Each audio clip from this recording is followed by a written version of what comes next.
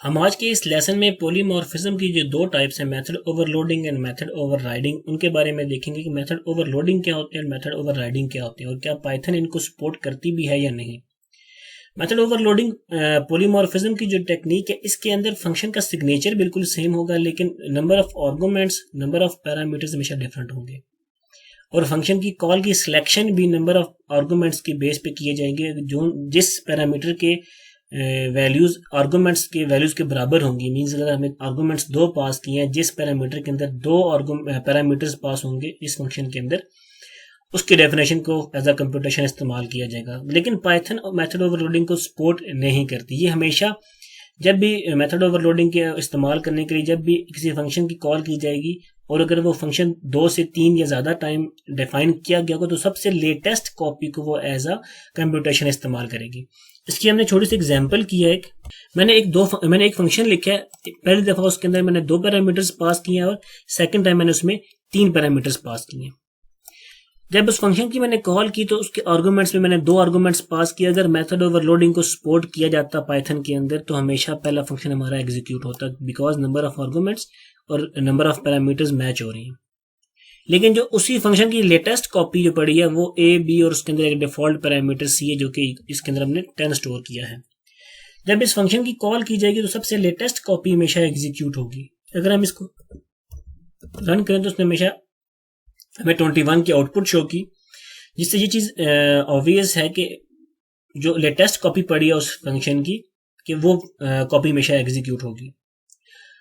Python के अंदर method overloading को इस्तेमाल करने के लिए एक छोटी सी टेक्निक या बेसिकली वो मेथड ओवरलोडिंग नहीं है।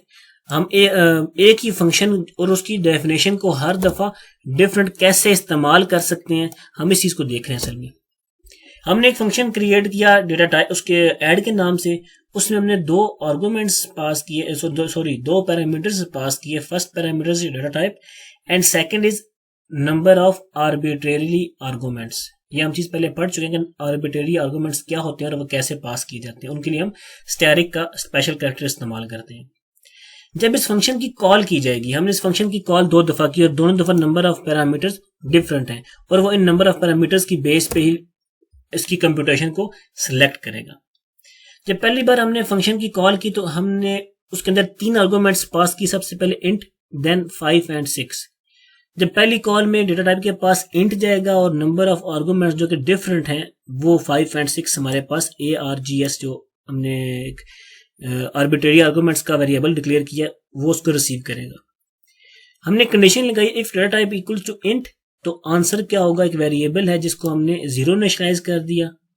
और अगर डेटा टाइप हमारे पास स्ट्रिंग आ गई तो उस वक्त आंसर की वैल्यू हमारे पास एक एम्प्टी स्ट्रिंग होगी।